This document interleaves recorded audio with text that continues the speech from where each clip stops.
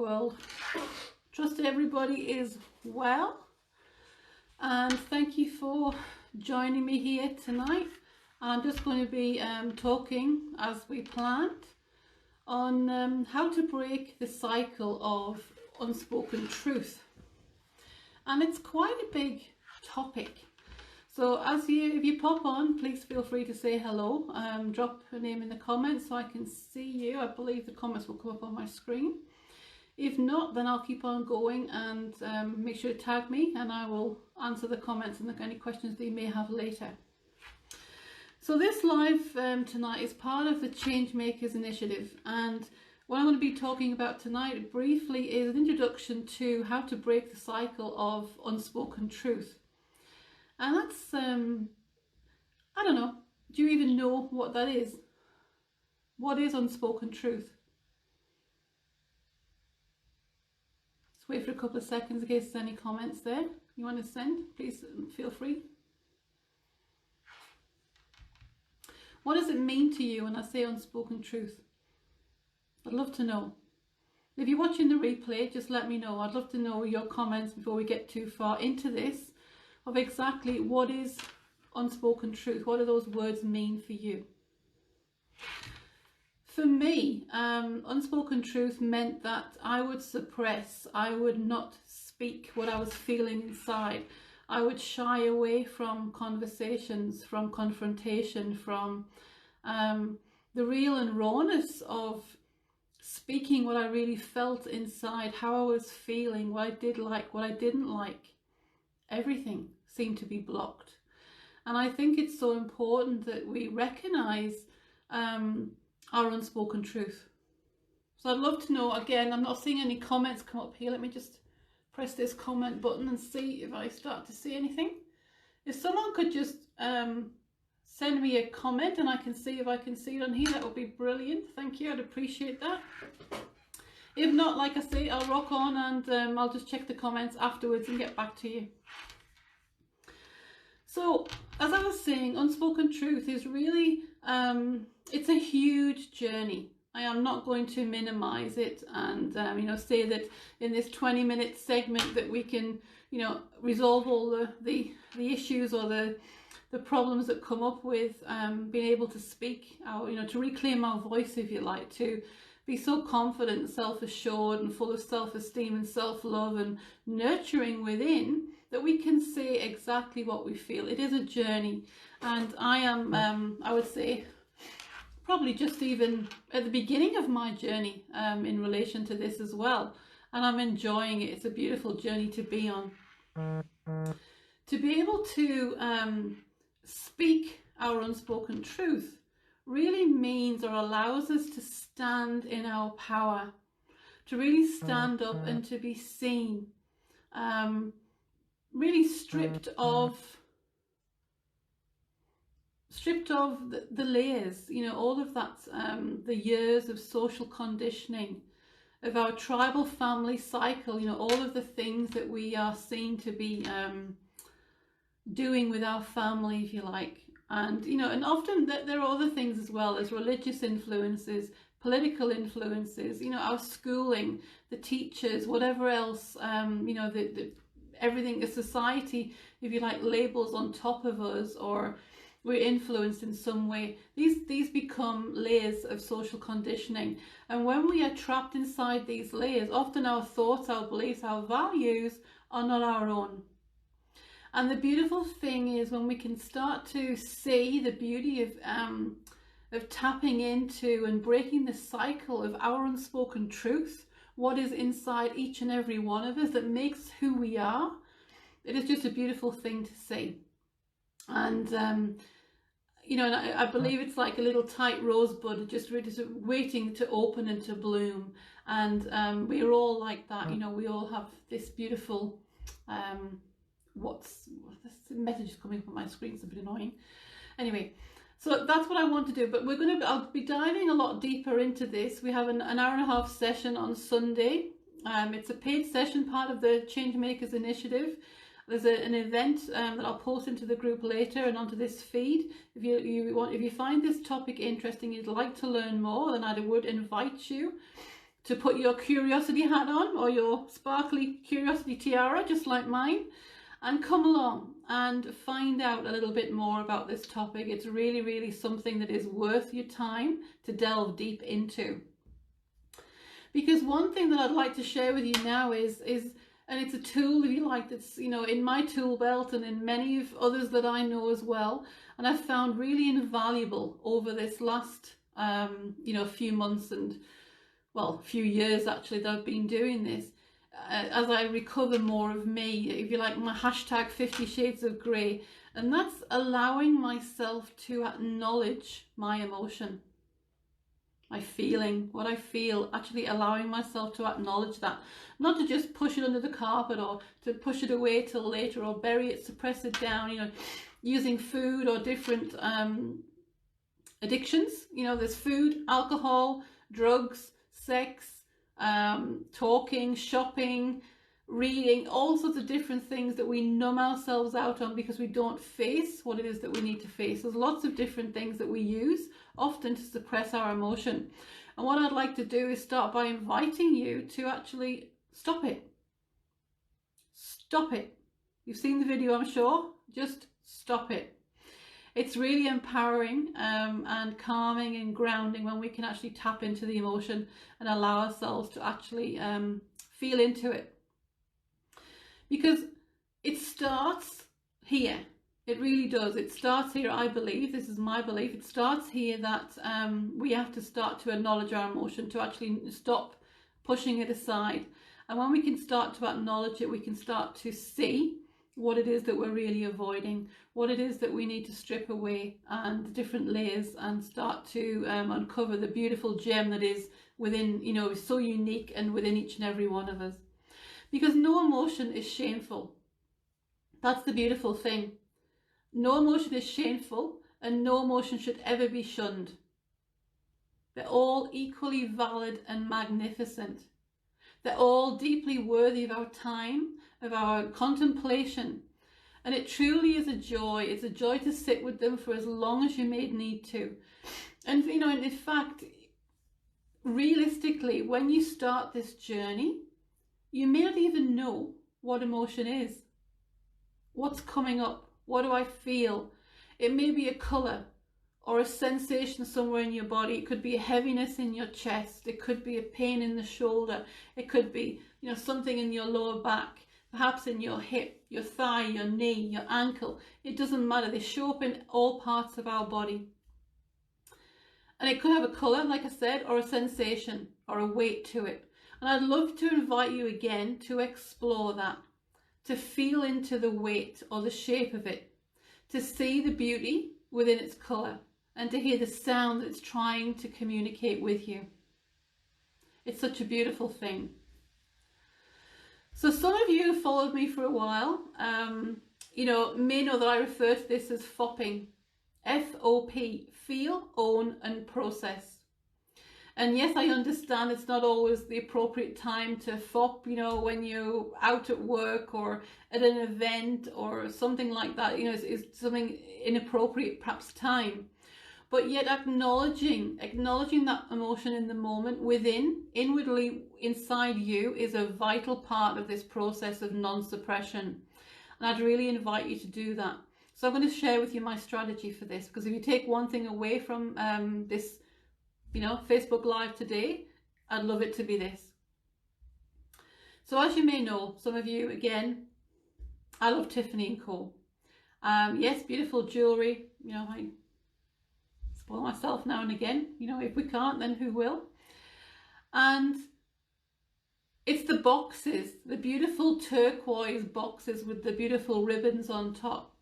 So what I do when I feel an emotion or something that's triggering me that I know, I need to explore that, I'm curious as to what's gone on, what's happening within me. Then, but it's perhaps in a seminar or delivering a class, it happens, someone says something comes up, and I know I have to deal with that. But it's not the right time. So I acknowledge the emotion within, and I promise to come back and to uncover it, to unwrap it. So I safely wrap it inside a little Tiffany box, close the lid, tie the ribbon, and tuck it safely back inside of me. And so I know it's safe and it's waiting to be uncovered and discovered and, you know, healed within. So that's what I do. I do that, and I wrap it up, and I promise to unpack it later. Because, you know, this is one way that you can do this. You begin to communicate differently. You communicate differently in a way that honors you. And it's honoring what you're feeling in that moment, regardless of what it is. And it really, if it brings a tear, you know, a lot of people that I'm aware of, and I'm generalizing here, you know, but a lot of my clients, they struggle with tears and, you know, showing emotion. And I would really love to, again, invite you to get really curious about the emotions that you feel. If there are tears, let them flow. You know, it's a beautiful release when you let the tear roll all the way down to the jawline.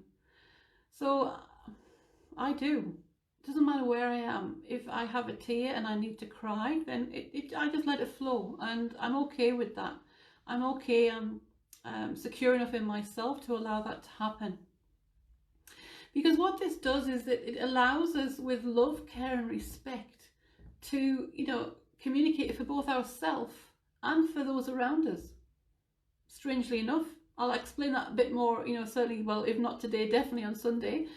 But it really does build this bond of love, care and respect within everything that we're doing. And why? Why would we do that? Why would we want to bother about love, care and respect for things? You know, why does it matter? Yeah, I can hear you, perhaps some of you asking.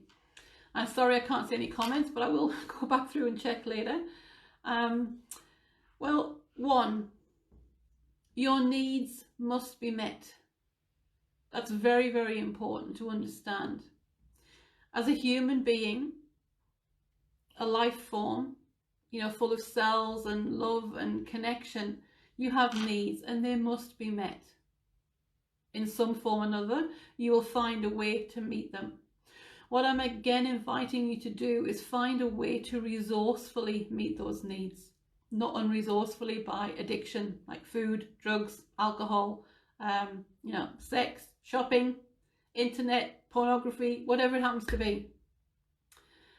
And I'm not dismissing, you know, all those things, don't get me wrong. I'm not here for to say what you should or shouldn't do, but I'm just inviting you to think about things a different way, because we do have needs. Every human being, every human on this planet has needs, and we need to have those needs met.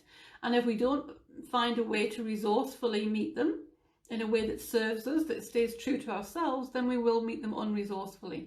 It's just a way of our being, our makeup. The second thing, number two, is your boundaries must be respected. Now, what is a boundary even? You know, someone explained an analogy to me quite a while ago around the garden. And, you know, you have the fence line, the perimeter around the garden. So I see this now as my boundaries. So my life is inside the garden. You know, I tend to the soil and the plants and the grass, and it's all beautifully watered and it's nurtured, and it's just grown with such love and care. And that represents me, my internal world. I then have the fence line. Now, before I didn't have a fence. People would just come in and run through and trash and all of the weeds, and, you know, it would be full with weeds, and there's no flowers growing, nothing fertilized, no fences. Anyone could just walk in and trample all over everything anytime they wanted. And that is what happens when we are boundaryless. Okay? So what I'm saying is we need boundaries in place if we are to maintain a level of respect. And again, that respect, the love, care and respect, is for ourselves and for others. So having these boundaries not only allows us to have respect for others, but respect for ourselves, which is the priority thing, our own self-respect, but also respect for others' boundaries.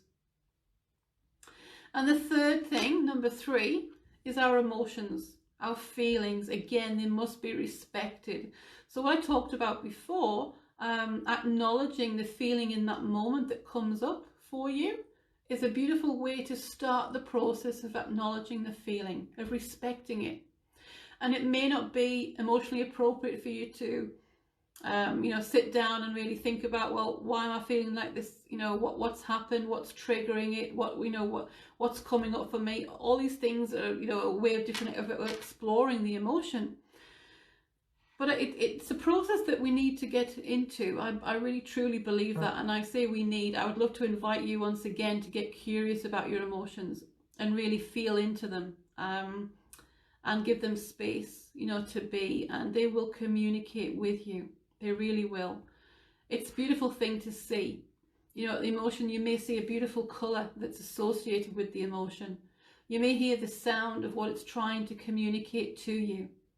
And you may feel a weight or a sensation somewhere in your body, you know, that again, it is trying to tell you that it's trapped, that it needs to be heard, it needs to be seen, it needs to be validated.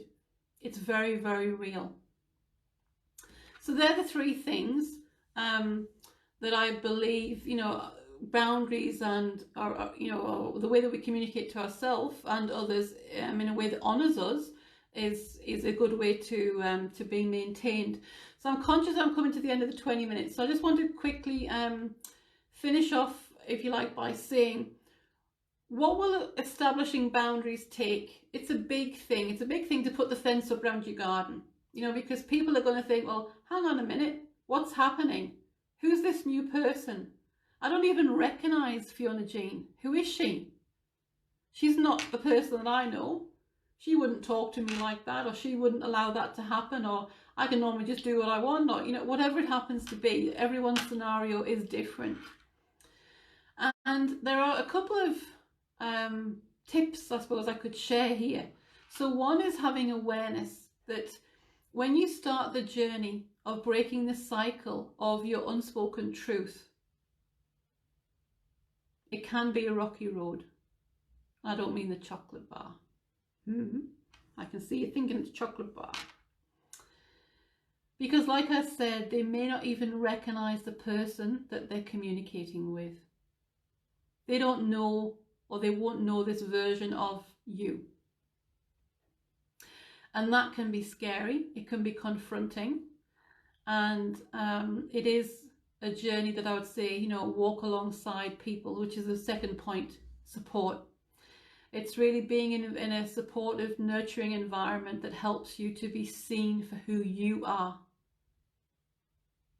So it's, you know, an environment where you can play, you can test, you can communicate as you really want to, you know, no filters, no guards, no social conditioning, everything stripped away. 100% you, all of you, warts and all, 50 shades of your beautiful, magnificent grey, all facets of your diamond. Someone in an environment with someone who sees you, who will hold space for you and all the beautiful facets that come together to make you who you are. And the third point is be prepared. And, you know, so I say that, be prepared. It's like, you know, dib, dib, dib, dob, dob, dob, the brownie cubs or the Girl Guides back from the UK. Because it's being prepared when you have those conversations, or you want to have those conversations. What is your go-to? What is your go-to strategy to implement to make sure you stay grounded and calm in that moment? And there's lots of things. You know, it could be something as simple as taking 3 just deep breaths internally, just 3 breaths. Or staying silent, counting to 7, 5, 10, whatever works for yourself. You find a way of staying calm and grounded in that moment. And if you feel triggered by the action of another, I'll leave you with this. I'd invite you calmly to read, to practice, and to say to that person that, you know, I feel blah right now. So that could be, I'm feeling angry right now. And what I need is to have some time to think about what you just said, or what we're talking about, or whatever the scenario is. And I will let you know I'm ready to talk about it. So with that small, simple statement, you've clearly communicated what you need, what you felt, and what you're going to accept. And this is the start of communicating your unspoken truth. This is where we start. So I'm going to leave it there. Thank you so much for joining me. I hope the live's been of value to you. And if you want to know more and you'd like to learn more, and I sincerely hope you do, because this journey of embracing all the parts of you and learning to communicate to your unspoken truth is such a valuable additional life skill. You know, along with the confidence, the self-esteem, all of these beautiful attributes that it brings more of into your life. And I'll post the link for the event. It's Sunday morning, 10:30. Be about an hour and a half, something like that, an hour to an hour and a half. It'll go for, you know, we'll see. I have no restriction on time myself, so we'll see how it goes, but that's what I'm planning for. Lots and lots of value, and I hope to see you there. I'll post the link in the group and on this feed later. So enjoy the rest of your evening. And this is, sorry, it's 10:30 on Sunday morning, Western Australian time in Perth. So that is what, 12:30 lunchtime in Eastern States at the moment. Might be a little bit, might be a bit early or inappropriate for my US and UK clients, and if so, I can run a separate class on that as well. So any questions you have, pop them in the box and I will get in touch with you and answer them then. In the meanwhile, enjoy your evening, have a beautiful night, and I will talk to you all soon. Bye for now.